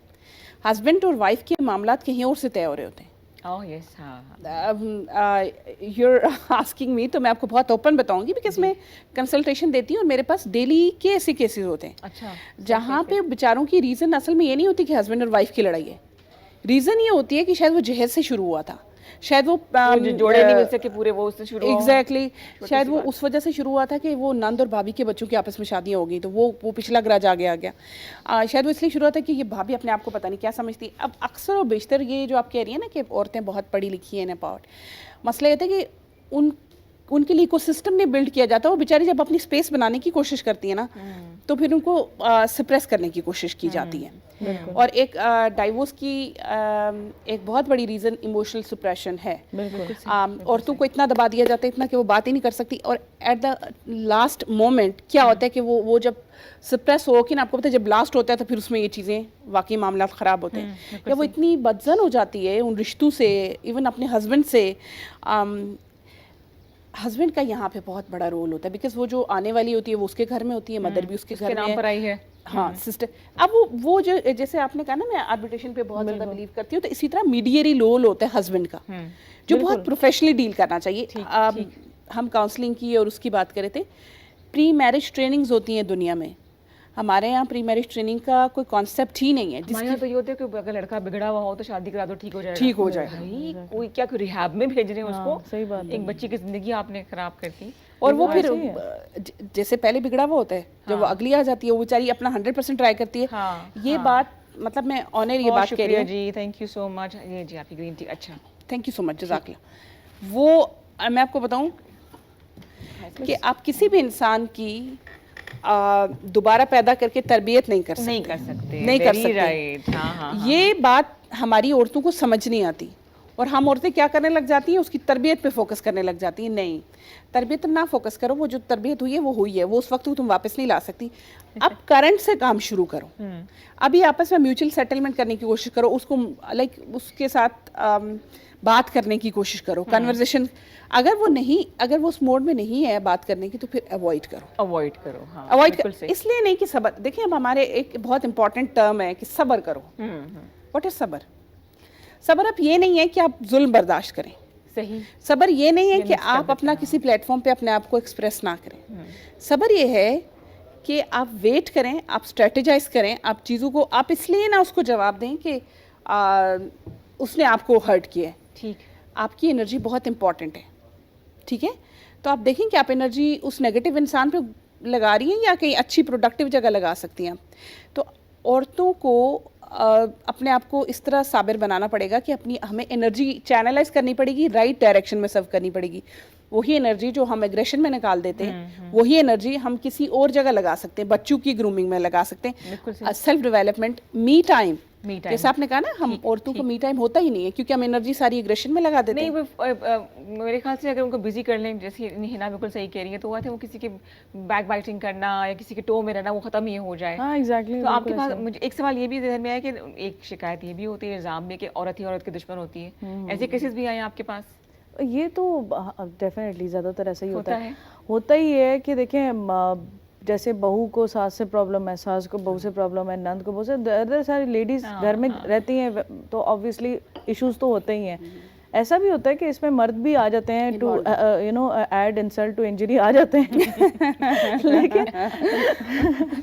लेकिन मतलब बेसिकली होना तो ये चाहिए कि एक औरत होने के नाते आप दूसरी औरत को अपलिफ्ट कर रहे हो, इनकरेज कर रहे हो, क्योंकि आप भी कभी किसी की बेटी होते हो और वो जो आई है वो भी किसी की बेटी है, और उसके बाद जो आने वाली नस्ल है वो आपकी ही नस्ल है। चेन रिएक्शन भी तो हो सकता है ना, उसकी सास ने उसका अच्छा से रुक नहीं किया। ये जो फायजा ने बात की ना हृदा जी, कि वो आने वाली नस्ल ही आपकी नस्ल है। तो ऑब्वियसली आप अपनी अगर बहू को इतना फैसिलिटेट करते हैं, या फिर आप अपनी मतलब आप जिस तरह अपनी बेटी के लिए करते हो, उसी तरीके से इसी तरह बहू को भी चाहिए कि जिस तरीके से वो अपनी माँ को ट्रीट करिए, उसी तरीके से अपनी सास को ट्रीट करे। चुप कर जाए, कोई बोल भी रही है तो थोड़ा खामोश हो जाए, कुछ देर बाद कुछ। अभी मैंने देखा 2 किस्म के लोग होते हैं। अच्छा। कि जिनके साथ अभी आपने कहा ना कि चेन रिएक्शन होता है, कुछ लोग ऐसे होते हैं जो उस बिटर एक्सपीरियंस को आगे करते हैं ट्रांसफर, और कुछ लोग ऐसे होते हैं जो उस बिटर एक्सपीरियंस को वहां ही रोक के कहते हैं कि अब हमने आगे ये नहीं होने देना, एग्जैक्टली ये नहीं होने देना एटलीस्ट। अब ऐसे लोग, ऐसे पॉजिटिव लोग तभी होते हैं जब आप एक तो एजुकेटेड और दूसरी बात एनलाइटेंड होते हैं। आप एक दूसरे से मतलब आप ये नहीं कर सकते कि आप हर वक्त मुकाबलेबाजी में तो कोई भी नहीं जीतेगा ना। हर सिचुएशन विन और लूज सिचुएशन नहीं होती, कभी कभी विन विन सिचुएशन भी आपको कंसिडर करनी पड़ती है, या लूज लूज सिचुएशन भी करनी पड़ती है, दैट्स बेटर। और बिल्कुल बिल्कुल बताएं आप है ना। अच्छा, मैं ये कह रही थी कि ये विन विन सिचुएशन कैसे क्रिएट हो सकती है। ये ज़रूरी नहीं है कि दोनों का आधा आधा हो जाए, विन विन सिचुएशन को समझना बहुत ज़रूरी है। अब देखिए, एक बंदा बोल रहा और उसका मकसद आपको टॉर्चर करना, और अगर आप उसके मकसद में उसको कामयाब करते हैं, अपने आप को टॉर्चर करते हैं, तो ये आपकी बेवकूफ़ी है। ये बेवकूफ़ी हम किस तरह छोड़ सकते हैं, मैं आपको बताती हूँ। I have bundle of experiences जब मैंने लोगों को गाइड किए। एक औरत का मुझे याद है कि वो दुबई से मेरे साथ आई, उन्होंने कोई यूट्यूब पे मेरी वीडियोस देखी या कुछ इस तरह किसी प्लेटफॉर्म पे बोलते हुए। चैनल है आपको यूट्यूब पे? मैं साथ वो भी बता मेरे नाम से ही है। ठीक होगा। अच्छा, हिना निसार सदुर्जे के नाम से। अच्छा, तो वो कोई वीडियो देखी होगी, हालांकि मैं यूट्यूब पे बहुत ज़्यादा एक्टिव नहीं हूँ, लेकिन कुछ ना कुछ वीडियोज़ पड़ी रहती हैं या इवेंट पे। उस औरत ने बहुत अरसे बाद उसका मेरे साथ कनेक्शन हुआ, मेरे किसी प्रोग्राम में आई, ऑनलाइन हमने प्रोग्राम लॉन्च किया विमेन के लिए, विमेन को कैसे सिखाएं उनको कि वो ज़िंदगी कैसे गुजारें। तो उसने मुझे कहा कि मैंने ऑलरेडी आपसे सीखा है और मैंने अपनी सास को ट्रीट किया। अच्छा। तो मैंने उससे पूछा, यार ये मतलब मेरे लिए भी सरप्राइजिंग था कि मैं इस औरत को जानती नहीं हूँ कुछ। उसने मुझे कहा, आपने किसी उस पर कहा था कि अपनी एनर्जी को चैनलाइज करें और आप देखें कि आप अपनी एनर्जी लगाते किधर हैं। तो कहती है कि मैं अपनी, उसके बाद मैंने ये किया कि मैंने सास को जवाब देने के बजाय वही एनर्जी अपनी ग्रूमिंग पे लगाना शुरू कर दी। उसने कहा वो बोलती थी, वो नहीं खामोश हुई, वो नहीं खामोश हुई, कहती है मैंने अपने आप को बदला।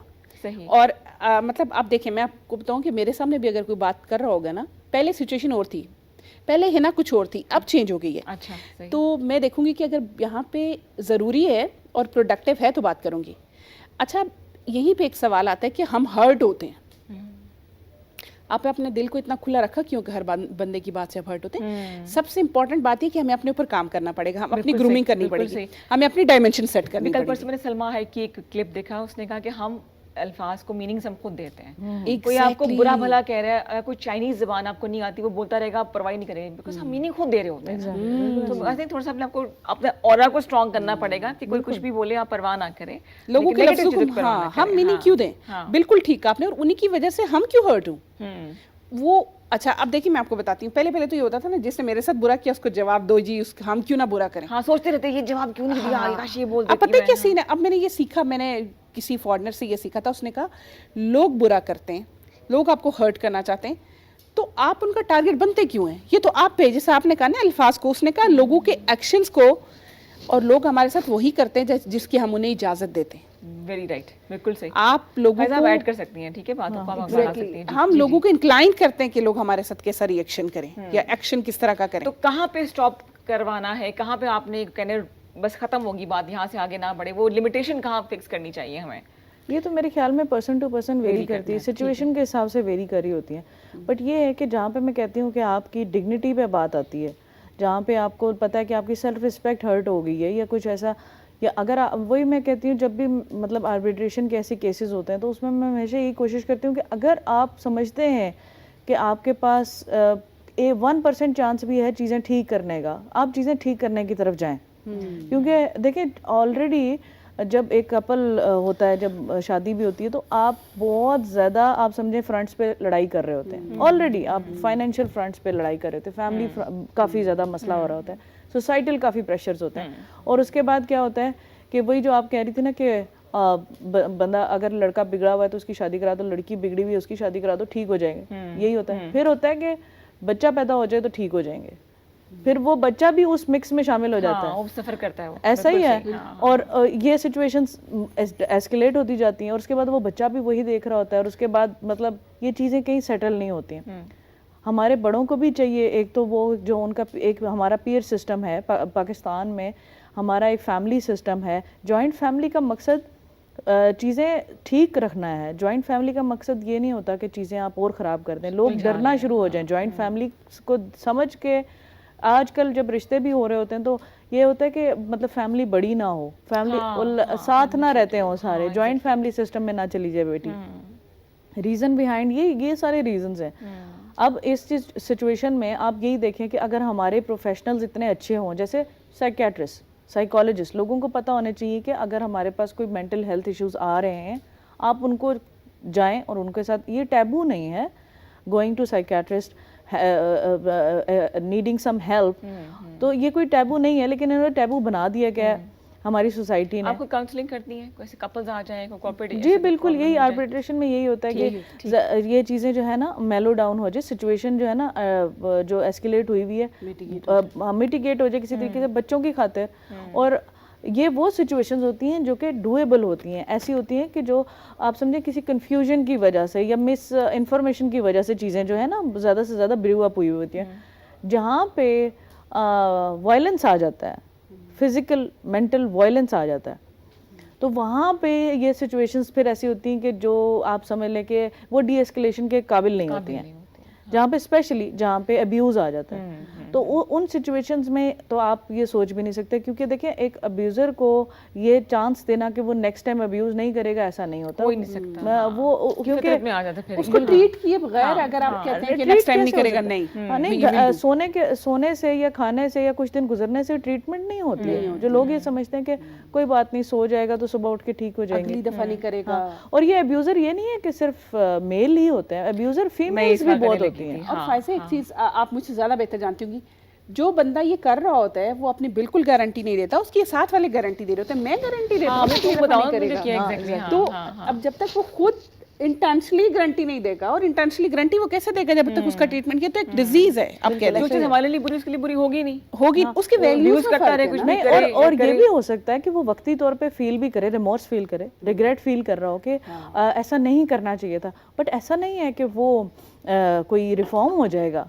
इस फायदा उसने कई दफा पहले भी रिग्रेट फील किया होगा। मैं बताऊं, मेरे पास जो माली काम करता था ना, उसका छोड़ के पहले वाले घर की बात है, तो एक दफ़ा आए तो उसके मुंह पे निशान थे ना, जो एक्सीडेंट हो गया है, मैंने कहा पानी पीना है, कोई दवाई दे दूं, उसकी वाइफ उसको मारती थी ना, उल्टा केस था इस दफ़ा। तो मैंने कहा जब पहली दफ़ा तुम्हें लड़ाई हुई थी, तुमने पहले हाथ क्यों नहीं रोका उसका? पहले ये मर्दों के लिए भी औरतों के लिए भी है, तो हम खुद उनको, आपकी बात सही है, अलाउ कर देते हैं, अलाउ करते हैं। एक दफ़ा अब्यूज़ हुआ या बोला तो आप वहीं पे उसको शटअप कॉल दे दें, रोक दें। बिल्कुल वही। अच्छा मैं आपको बताती हूँ, एक केस मेरे पास आया था, उन्होंने उस बच्ची ने मुझे बताया, वो एक ही घर में ना 3-4 देवरानियाँ जेठानियाँ थी, तो वो बाकी सबके मियाँ मारते थे और उसको नहीं मारता था। अच्छा। तो मैंने उससे पूछा, वो मेरे पास खुद कंसल्ट करने आई थी, तो मैंने उससे पूछा कि what did you do different, क्योंकि ये तो एक ही ब्रॉट अप है, इनके फादर से ये चीज़ चले आ रही है और ये हिस्ट्री है जो तुम बता रही हो। तो उसने मुझे कहा कि मेरे हस्बैंड ने जब पहली दफ़ा मुझ पे हाथ उठाया ना, कहती है मैंने वहीं उसका हाथ ऐसे पकड़ लिया और मैंने उसको वहीं शट अप कॉल दी और उसको कहा कि नेक्स्ट टाइम अगर हाथ उठाने की कोशिश की तो मैं तुम्हारे पास 1 मिनट के लिए नहीं रुकूंगी, दिस वाज फर्स्ट टाइम। तो कहती है कि जब उसका ना मैंने हाथ पकड़ा वहीं पे रोका, तो कहती है कि 1 मिनट के लिए ना उसका रिएक्शन थोड़ा सा, बिल्कुल कहती है उसका चेहरा बदल गया कि ये क्या हुआ, और कहती है कि वाकई, और कहती है मैंने उसको कहा कि अगर नेक्स्ट टाइम सबके सामने मेरे साथ बदतमीजी करोगे तो फिर उसका ये रिस्पॉन्स होगा। और ये वो मुझे उसने मुझे बताया कि रूम में उसने मुझे मारने की कोशिश की थी। अब किसी के सामने शायद वो पकड़ती तो वो उसकी ईगो हर्ट हो जाती क्या, लेकिन रूम में उसने सोचा कि ठीक है फाइन। और वो कहती है कि उस दिन के बाद मेरे मियाँ ने ये कोशिश नहीं किया कि मेरे पे हाथ उठाए, और कहती है कि बाकी जब उनके मियाँ उनको मारते थे तो वो रोती रहती थी और किसी को कुछ बताती नहीं थी। एक बहुत बड़ा अलमिया ये है कि हमें ये सिखाया जाता है कि किसी को कुछ बताना मत, उसके पीछे हाँ बदनामी हो जाएगी, बताना या पेरेंट्स को बता भी, तो हम पेरेंट्स को बताते ही नहीं है। इमोशनल सप्रेशन बियर करती रहती है औरत, और आप बिलीव करें कि हम बातें किसी को नहीं बताते, क्यों? क्योंकि ये हो जाएगा। हालांकि असल में वो बात हमें सिर्फ पता होना चाहिए कि कौन सा राइट प्लेटफॉर्म है शेयर करने के लिए। अब ना बताना में हमारा माइंड ब्लॉक हो जाता है और हमें पता ही नहीं होता किससे बात करनी है किससे नहीं करनी। आप मुझे कह रही है ना, मुझे पता है मैं इस प्लेटफॉर्म पे बैठी हूँ, मुझे इतनी ख़वातीन देख रही होंगी, और बहुत सारे लोग मेरे लिए ये ना सोच लें कि ये शायद ये इसलिए आगे गई है कि इसको कोई मसला नहीं था, हाँ। या इसको सारी सपोर्ट थी। हाँ। लोगों को ये पता होना बहुत ज़रूरी है कि उन मसलों से निकल के आगे कैसे जाना है। तो मैं अगर इस प्लेटफॉर्म पे बैठ के अच्छा बयान करूंगी तो वो लोगों की नज़र में अच्छा ही होगा, और लोग सोचेंगे जो हमारे साथ बुरा हो रहा है यार ये तो उसके साथ नहीं हो रहा ना। ऐसा नहीं होता Rida. How do you face every day? एक औरत जब घर से निकलती है और ऑफिस में आती है और ऐसे स्टेज पे बैठती है, तो आप मुझे बताएं इसके पीछे कितनी बड़ी स्टोरी होती है। बिल्कुल बिल्कुल। और ये नहीं है कि हर वक्त कोई क्रिमिनल स्टोरी होगी, कोई क्रिटिकल स्टोरी होगी, but what ever you face, आप घर से यहाँ तक आने तक अभी सफ़र देख लें, कितनी दफ़ा कितनी चीज़ें फेस करनी पड़ती हैं। तो हम जब यहाँ बैठते हैं तो हम ऑप्टिमाइज किस्म की चीज़ आपको देते हैं, अच्छा इमेज देते हैं कि आपका हौसला बढ़ाएं। लेकिन इसका मतलब ये नहीं होता कि हमारे साथ कुछ हुआ नहीं है या कुछ होता नहीं है। अच्छा, कोई फनी वाकयात भी होते हैं? ऑफ कोर्स आपके साथ भी होते हैं फायजा? पहले आप फायजा बताएंगे, फिर ना बताएंगे। याद नहीं है, बट ये है कि ऑब्वियसली फनी कोर्ट में कोई ऐसी मजेदार सी बात हो गई, हंसी आ गई सीरियस होते हुए भी? कोर्ट तो मतलब कोर्ट वैसे तो बहुत अच्छी है माशाल्लाह पाकिस्तान से। पाकिस्तान की कोर्ट, क्योंकि मैं ऑब्वियसली उस प्रोफेशन से ताल्लुक़ रखती हूँ, बट ऐसा बहुत ज़्यादा होता है कि आप देखें वकील साहिबान भी डिफरेंट किस्म के होते हैं ना, तो फनी वकील भी होते हैं बहुत ज़्यादा, अच्छा, ओवर एंथुजियास्टिक वकील भी होते हैं। तो हम तो देख रहे होते हैं, हम ऑब्जर्व भी कर रहे होते हैं ना। इसी तरीके से हम जो जजेस हैं ना, वो हमारे पाकिस्तान के, वो भी उतने ही फनी होते हैं। आपको पता है हमारा जो ह्यूमर है ना, हाँ। वो तो पंजाब में तो स्पेशली बहुत ज़्यादा है। अच्छा। ठीक है, तो अगर तो वहाँ पे पंजाबी और पंजाबी खास तौर पे जो हमारे फैसलाबाद के साइड के लोग अगर तो वहाँ पे वो आ गए तो वो कोर्ट रूम जो है ना, वो तो बस अच्छा सुनते तो अच्छा लाइट मूड हो जाता होगा। आपके तरह से वाकयात हुए ड्यूरिंग अ टॉक या सेशन में? कोई मैं एक बहुत इंटरेस्टिंग वाकया आपके साथ शेयर करती हूँ। आई डोंट नो आप लोग उसको जरा मजाक के इसमें लें। अच्छा सही। मेरे एक मेंटोर है अमेरिका में। अच्छा। So once I was talking to him, तो वो मुझे एक केस बता रहे थे। वो कहते हैं कि एक लड़की और लड़का गोरे थे, वो लाइक यूएस पीपल थे। तो वो कहते हैं कि वो मेरे पास आए, तो वो कहती है कि लड़की तो कम खामोश थी और लड़का ज़्यादा बोल रहा था। कहता है ये फलाना फलाना, ये अच्छी नहीं है। अच्छा क्यों नहीं अच्छी? Because she is like this, because she is like this. Why? क्योंकि वाई पूछते हैं ना इस तरह के एनालिसिस में। तो कहता है कि कहते हैं एक वक्त उसने कहा कि कहता है मैंने पूछा वाई, तो कहता है शी इज़ बिच। तो कहते हैं वो मुझे कहते हैं कि अब वो अगला वाई पूछ रहे थे, ठीक है, वो बंदा कहता है अपनी वाइफ के लिए, तो वो अगला वाई पूछ रहे थे, तो वो मुझसे पूछते, अब वो बहुत सीरियस कन्वर्सेशन चल रही थी। अच्छा। तो वो मुझे कहते हैं कि है ना you think why she was bitch? तो मैंने कहा बिकॉज ही वाज डॉग्स। सही। आपको ये देखें, ये एक एग्जांपल है, लेकिन मैं आपको बताऊं इसमें पूरी एक स्टोरी नरेट होती है कि आप एक इंसान को इतना मतलब वो काट के उसको इतनी तकलीफ दे के ऐसे बना देते हैं कि एंड में आप कंप्लेन करते हैं कि ये ऐसा हो गया, ये पहले तो ऐसा नहीं था, अब ऐसा हो गया। तो वो जब उनको मैंने ये बात की ना, तो वो कहते हैं you are right, you are right. उसके बैक एंड पे उस लड़के ने इतनी उसको तकलीफ दी थी, उसको इतना टॉर्चर किया था कि वो बेचारी अब वो रेजिस्टेंट हो गई थी। अब उसको मतलब वो वाकई ऐसी हो गई थी, उसने कन्फेस किया कि मैं ऐसी हो गई हूँ, पहले ऐसी नहीं थी। हाँ, लेकिन ये उसका जर्नी है ना यहाँ से यहाँ तक।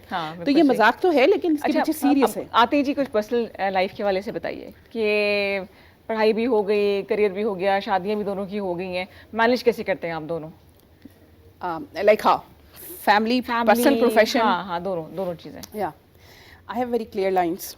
मेरे अपनी बच्चों के लिए तो घर में रूल्स रखे हुए हैं जो वैसे कहते हैं कि स्ट्रिक्ट फौजदारी किस्म की अम्मी कानून। है। हाँ हाँ, ऑफ कोर्स सही सही। मैं देखो कुछ चीज़ों में मैं स्ट्रिक हूँ, हाँ कुछ चीज़ों में स्ट्रिक हूँ, वैल्यूज़ के मामले में मैं बहुत स्ट्रिक हूँ। ठीक। अदरवाइज बच्चों के साथ में बाकी जैसे फन एंजॉयमेंट, उनके साथ बैठना, उनको उन चीज़ों की मैं इजाज़त देती हूँ जो सबके सामने सबकी नज़र में गलत होती हैं, लेकिन असल में वो ठीक होती हैं। अच्छा सही। आपको पता है ना, जैसे कि अगर एक बच्चा किसी के सामने बोलेगा तो वो जी लोग समझते हैं कि नहीं, या मेरे जैसे मतलब मैं अगर कहूँ कि फैमिली में सारे कहते हैं कि इसने माँ को सबके सामने, अब बच्चा एक बंदा एक बड़ा झूठ बोल रहा होता है, ठीक है, और बच्चे को पता है कि ये झूठ बोल रहा है, और अगर बच्चे ने झूठ, ये तो नहीं बोला कि झूठ बोल रहा है, लेकिन बच्चे ने कहा कि नहीं आप ठीक नहीं कह रहे, तो सारे कहते हैं ये देखो बदतमीज है, ये बदतमीजी कह रहा है नहीं, एंड आई अप्रिशिएट कि आपने ठीक बात बोली है। सिर्फ मैंने अपने बच्चों को ये सिखाया कि ठीक बात करनी कैसे है, कि बड़े को एकदम मुंह पे नहीं कह देना कि झूठ बोल रहे हैं, तो आप उनको बोलें कि आप शायद आपको याद नहीं है ये बात ऐसी है। Respectful and being outspoken. आप कैसी हैं जी अम्मी? मैं तो बहुत फन अम्मी हूँ एक्चुअली। मैं मुझे आई नो दैट कि अल्लाह का शुक्र है बच्चे ही मेरे माशाल्लाह से बहुत समझदार किस्म के, मुझसे ज़्यादा ही समझदार लगते हैं मुझे तो। मतलब देर नो, वो होता है ना कि बच्चे बहुत शरारती होते हैं, बहुत एग्रेसिव होते हैं, तो वो मेरे बच्चे जो हैं थोड़े से सुकून में होते हैं। तो इनफैक्ट मैं खुद अपने आप में उन, मतलब मुझे ऐसा लगता है कि मैं उनसे सीखती हूँ।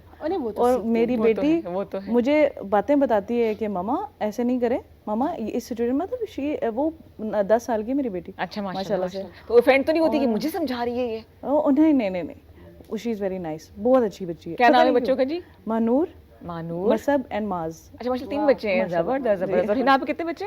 मेरे 2 बच्चे, मेरा बेटा Ahmed is 11 years and my daughter is yesterday she got 7 years। Wonderful जी, जबरदस्त। बच्चे माशाल्लाह रोज कुछ ना कुछ सीखते होंगे। हॉबीज क्या है दोनों की? आपका तो व्लॉगिंग होगी। हाँ हाँ, सब कुछ तो सोशल मीडिया पे होता है, मेरी सारी हॉबीज। अच्छा वीडियो कौन बनाता है यार, जिस रेस्टोरेंट वगैरह में खुद बनाती हो सब कुछ? कभी मैं बनाती हूँ, कभी जो मेरे साथ जो भी मेहमान होगा चलो कैमरा पकड़ लो। हाँ, मैं जो भी मेहमान आता है उसको पता होता है कि मैं what I am going into. Usually मेरी बहन होती है। अच्छा सही। या मेरी एक फ्रेंड है जो कि छोटी बहन होगी। हाँ जी, हाँ, मैंने बात ही सुबह ये की थी कि बड़ी बहन के फायदे बड़े होते हैं ना। तो अच्छा आप क्या करती हो जी, हॉबीज क्या है? अच्छा यार, मेरी हॉबीज़ ये होती हैं कि मैं लर्निंग बहुत ज़्यादा करती हूँ, आई मीन स्टडीज़, मतलब आर्टिकल्स पढ़ना, पॉडकास्ट सुनना, अच्छा रिसर्चेस देखना, ऑडियो रूम्स, लिंक्डइन के audio rooms I join, that's my perfect hobby nowadays ना। अच्छा सही। म्यूजिक वगैरह का शौक नहीं है, पेंटिंग वगैरह ऐसे कुछ? अच्छा नहीं, पेंटिंग वगैरह मैं नहीं करती हूँ, बिकॉज यू नो नहीं आती मुझे। ठीक है, वो नहीं आती, खत्म हो हाँ गई नहीं बात। आती, उसका कोई म्यूजिक कभी सुन लेती हूँ, यू नो मेरा एक अपना एक टाइप है। जब फ्रेंड्स टाइप सुनती है यार, मैं थोड़ा सा ना स्लो सेंटिमेंटल भी सुन लेती हूँ, कभी बच्चों के साथ हूँ तो जरा हाँ उनके से एंजॉय करने के बैकग्राउंड म्यूजिक चल रहा है, उनके साथ कंपनी देने के लिए। हाँ, और इस तरह की चीज़ें भी। और अदर थिंग इज़ कि मैं अच्छे लोगों से गुफ्तगू करना पसंद करती हूँ ना। माय हॉबी इसके, जैसे मैं पॉजिटिव एंड ऑप्टिमिस्टिक लोगों के साथ बैठूंगी and I learn from them. और कुछ मेरी दोस्तें भी हैं और कुछ आप जैसे प्रोफेशनल फ्रेंड्स भी हैं जो जिनके साथ मैं बैठती हूँ and I learn with them. बिल्कुल सही। म्यूजिक का शौक है फायदा तुम्हें? बहुत। क्या सुनती हो आजकल, क्या सुन रही हो? प्लेलिस्ट में कौन है वो? मतलब डिफरेंट है, लेकिन आजकल तो ये नेस्कैफे बेसमेंट जो है, इसके जो सॉन्ग्स हैं बहुत अमेजिंग होते हैं हमेशा। और इस दफ़ा भी बहुत अच्छी कलेक्शन, तो मतलब हर अपबीट सॉन्ग आई लाइक। और ये कि मतलब इंग्लिश की तरफ थोड़ा सा ज़्यादा होता है मेरा रुझान, के मतलब ये कि पॉप एंड थोड़ा सा रॉक स्टाइल। सही। तो वो मतलब म्यूजिक ऐसा है कि मैं, क्योंकि ड्राइव मुझे काफ़ी ज़्यादा करना पड़ रहा होता है फ्रॉम एग्जैक्टली वर्किंग होम, और वो बीच में जो वो म्यूजिक का टाइम है ना, वो बहुत इंपॉर्टेंट होता है। इट रिलैक्सेस मी। और मेरे ख्याल में आपको ऐसी कोई चीज़ रखनी भी चाहिए, क्योंकि देखें आप जब ड्राइव कर रहे होते हैं आपको मोबाइल नहीं यूज करना चाहिए। गाने को बार-बार सुनते रहे। हाँ, वो आपको थोड़ी देर के लिए ना, आप जो सिचुएशंस आपके दिमाग में चल रही होती हैं, आप वो बिल्कुल आप साइड पे रख के जस्ट फोकस। खाने पकाने का शौक है, खाने खाने का शौक है? पकाने का भी, खाने का भी बहुत मजे खाने बना लेती हैं जो दिल किया। एवरीथिंग। अच्छा, मैं बहुत छोटी थी, मेरी अम्मी मुझे थोड़ा सा मना करती थी किचन में जाने से, डरती थी कि मुझे कुछ हो ना जाए ना। तो बट ये कि मैं जब वो घर पे नहीं होती थी तो हम सारे बनाते थे, लेकिन उसके बाद से मुझे इतना शौक था खाने का। अब मुझे चाइनीज, इटालियन, मतलब ये कि आप you name it, I know how to cook.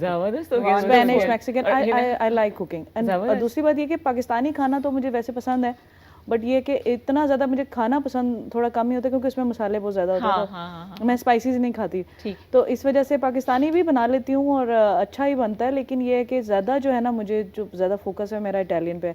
अब वो जो खाना पकाने का शौक था ना, वो खाना खाने में कन्वर्ट हो गया, पता नहीं चला। तो हिना, आपको शौक है खाने शाने बनाने का? ऑफ कोर्स मैं क्या मजे का बहुत बना अच्छी लेती हो? cook हूँ। बहुत सारा कुछ यार, ये फास्ट फूड से देख लो, लजानिया, पिज्जा बना लेती हो? हाँ हाँ ऑफ कोर्स। अच्छा, मैं बेकिंग अक्सर बल्कि मैं अपने बच्चों की बर्थडे केक्स खुद बनाती हूँ। अभी वैसे कल वाले बर्थडे का मेरे पास टाइम नहीं था और गर्मी थी, नहीं बना सकी। मेरी बेटी ने कहा था डॉल केक बना के देना, मैं बना अच्छा, के देती हूँ। डॉल केक प्रॉपर फॉर्मेट हाँ, वाला मैं बना, simple- या अच्छा। आई हैव लर्नड एवरीथिंग, और मैं कुकिंग में और कुछ रह बेकिंग में गए, कुछ करना हो गए सारे काम पूरे। और मैं तो कहती हूँ ये जो है ना कुकिंग, ये तो हर किसी को आनी चाहिए, आनी लड़का हो चाहिए, लड़की, बेकिंग भी, हाँ, बेकिंग बिल्कुल भी। बिल्कुल सबको बिल्कुल। आनी चाहिए ये। अच्छा, ऐसी बहुत सी खवातीन हैं जो केटरिंग का काम कर रही हैं, कमा रही हैं, इनको शौक था बेकिंग का काम कर रही हैं और मैं यही अच्छा आपको earn बता कर रही हूँ ना, मैंने कल परसों एक प्लेटफॉर्म पे बताया था उनको कि कोई औरत ऐसी नहीं है जिसके पास कोई स्किल ना हो। हाँ, बिल्कुल सही। किसी औरत के पास कपड़े अच्छी इस्त्री करने का बहुत अच्छा स्किल होता है, कोई सफाई बहुत अच्छी करती है, कोई कुकिंग बहुत अच्छी करती है, और मैंने बताया कि औरतों के पास ना चाहते हुए भी बहुत अच्छे स्किल्स होते हैं। जिसको अलमारियां ठीक करने का स्किल हो वो मुझे सिखा दे। भाई वो मेरे से नहीं होती अलमारियां ठीक, कपड़े धो लूंगी लेकिन इसको अलमारियों में रखना बहुत मुश्किल ये थोड़ा सा अभी इसमें थोड़ा सा मेरी बहन है ना, फरा, मेरी छोटी बहन है, शी वाज अ साइकियाट्रिस्ट। जब वो उसने स्टार्ट किया तो उसने साइकोलॉजी की सारा कुछ प्रैक्टिस की एंड एवरीथिंग। शादी हो गई उसकी, बच्चों की वजह से वो परसू नहीं कर पा रही थी। अच्छा, अच्छा। बट उसका भी मेरी वजह से बहुत ज़्यादा हम लोग क्योंकि बहुत ज़्यादा साथ, हम दोनों बहुत ज़्यादा बेस्ट फ्रेंड्स हैं, तो हमने ना, हम बेकिंग शेकिंग करते रहते थे। She converted that baking into a proper platform, professional baker है वो, माशाल्लाह से। वंडरफुल वंडरफुल एंड माशाल्लाह से शी इज अर्निंग, मैंने छेड़ तो नहीं दिया नहीं बस। तो and she is earning out of this profession and she is one of the best bakers in twin cities. किस नाम से करती हैं? ट्रिक और ट्रीट। अच्छा अच्छा, हाँ, हाँ, वो हाँ, जबरदस्त, जिसको जबरदस्त। जिसको मैं प्रमोट भी बहुत करती रहती हूँ, हाँ, आपने वही देखा है होगा। मैंने, ठीक ठीक ठीक। तो शी मतलब मेक्स मास्टरपीसेस ना, मतलब मेरे अंदर तो share वो करना। नहीं है। और नेक्स्ट डेफिनेटली टाइम बुलाऊंगी, इस्लामाबाद बेस्ड ही है ना? जी जी, Definitely बुलाएंगे उनको। रावलपिंडी। अच्छा अच्छा, तो सही, बट सही, ये है कि शी इज वेरी टैलेंटेड, और हमने कभी नहीं सोचा, she was good in arts बचपन से, जैसे अच्छा, वो तो बच्चा उसने पेंटिंग करता making है। में ले आए। अच्छा, एक आदत चेंज करनी हो आप दोनों को अपनी, क्या कर सकते हैं? मेरी थिंक कि फायजा बेहतर हो जाएगी उससे, हिना और इम्प्रूव कर जाएगी, एक आदत। मैं अगर जो है ना अपना थोड़ा सा गुस्सा कम कर दूं मतलब ये कि मुझे कुछ सिचुएशंस में मेरे अंदर कभी ऐसा होता है कि आई गेट फ्यूरियस, अच्छा, तो आई ट्राई टू गेट, मतलब तो नहीं अब हो? कोशिश तो करती हूँ। हाँ, लियो तो नहीं नहीं, हो, लियो? वर्गो हूँ। अच्छा, वर्गो, okay, सही है, लियो है मसला है। अच्छा, ठीक ठीक। तो बस ये कोशिश ये गुस्सा करती control हूँ। हो जाए, ठीक है। हाँ, और वो आप, जो हिना? उस टाइम जो आउटबर्स्ट होती है ना, वो नहीं होनी चाहिए। ओके जी। यार मैंने अपनी आदतें पिछले कुछ अरसे से बहुत ज्यादा चेंज की हैं, तो मुझे लग रहा है कि मुश्किल से इन आदतों पे आई है, वो नहीं चेंज कराओ। हाँ, लेकिन ये कि इनको देखो एनहेंस करना। हाँ, exactly। जैसे मैं लर्निंग में जैसे कभी कभी मैं प्रोकास्टिनेट करती हूँ, ये थोड़ा सा कभी कभी करती हूँ, सही, कभी-कभी। Not always. जब सर पे ठीक हो डंडा गया, नहीं ठीक होता हो ना 11th आवर वाला, तो बस वो फिर थोड़ी बट यस, हर वक्त इंसान को ना अपने आप को फिक्स करना बहुत जरूरी है। एग्जैक्टली मैं- इम्प्रूव करना मैं चाहिए। ना- इम्प्रूव करते हाँ। रहें, इम्प्रूव करते मुझे रहें, आदत सीखते है रहें। ना सिर्फ चीजें फिक्स करने की, मैं हर वक्त हर सिचुएशन को फिक्स करती हूँ। वंडरफुल तो wonderful. I really like it. ये मेरा समझ लें कि ये मेरी एक वीकनेस भी है समटाइम्स, के मतलब कभी चीजें फिक्स नहीं भी हो रही होती, फिर भी मैं उनको फिक्स कोशिश करने at की least you कोशिश try। एक बात शेयर कर दूं यहाँ पे। कल मैं बराक ओबामा का एक इंटरव्यू देख रही थी। उसने कहा प्रॉब्लम को डिस्क्राइब तो सारे लोग कर लेते हैं, बयान भी कर लेते हैं, वो कहते हैं ये वो बिल्कुल। कहता I need a person who can fix the problem, Solution I they to ना, फिक्स। हाँ, हाँ, उसने कहा सारे प्रॉब्लम को जो है ना, कोई बंदा, एक ऐसा बंदा मुझे चाहिए अपनी जगह, मतलब जिसको मैं प्रेफर करूंगा, जो आए और कहे कि I will take care of it, I will just fix it, leave it. वो फिर खामोशी हो जाती है फिर। बिल्कुल। Exactly, और exactly। ऐसा ही है, ऐसे जो आप सोल्यूशन वाले लोग बहुत कम होते हैं। एंड फॉर मी, मैंने अपनी लाइफ में बहुत पहले से ये टेकअप कर लिया था कि मेरी चीज़ें फिक्स मैं खुद करती हूँ, दूसरों की चीज़ें मैं खुद फिक्स करती हूँ। इनफैक्ट आप ये समझ लें कि हम सब बहन भाइयों में Solution provider। I am the solution provider. जबरदस्त, जबरदस्त। तो उसमें होता है ना कि everybody comes to you because मैं सुनने में, मतलब मैं सुनती हूँ बात, और उसके बाद और आई लाइक इट। और आपको पता है कि लाइफ में ना, आप कभी भी ये टाइम नहीं आता कि आप 100% सेट हो जाए। हाँ, बिल्कुल, कुछ ना आपको कुछ चलता रहता है, कहीं ना कुछ ना कहीं कुछ चलता आपको रहता है। कहीं ना कहीं अपने आप को इम्प्रूव करना है, आपको अपने अंदर से भी इम्प्रूव कर लेके आना है। आपको अपनी सिचुएशन के हिसाब से, पहले शादी नहीं होती, फिर बच्चे नहीं होते, लेकिन चीजें चेंज हो रही होती हर रहती है। दिन। अच्छा, फ्यूचर हाँ। प्लान्स क्या हैं? जल्दी जल्दी हम आपका मैसेज भी लूंगी, मैं फ्यूचर प्लान्स बताएंगी, पहले आप शॉर्टली। मेरी मैं हाँ, अपनी बात नहीं बता दें, किसी और को बताना है, मुझे बता दें। नहीं यार, उसके मुझे नहीं पता। I want to work in all countries of the world, ठीक है, अक्रॉस द ग्लोब, ठीक ठीक है, और हर एक जगह जहां मेरी जरूरत हो, मैं लोगों को एम्पावर कर सकूं, I will work on that. तो ये मेरा प्लान है, और 2030 तक प्लान सेट किए हैं कि ये ऐसे इंशाल्लाह इंशाल्लाह जरूर। So it is like that। कामयाब करें, और definitely such a positive person. Faiza, आपके क्या प्लान्स हैं? अभी तो मेरा ये है कि अभी तो मैं बहुत बिजी होती हूँ ना, ठीक। तो मुझे रिलैक्सेशन का कोई खास टाइम नहीं मिल रहा। ठीक है। तो मेरा जो फॉरमोस्ट प्लान है ना वो ये है ट्रैवलिंग।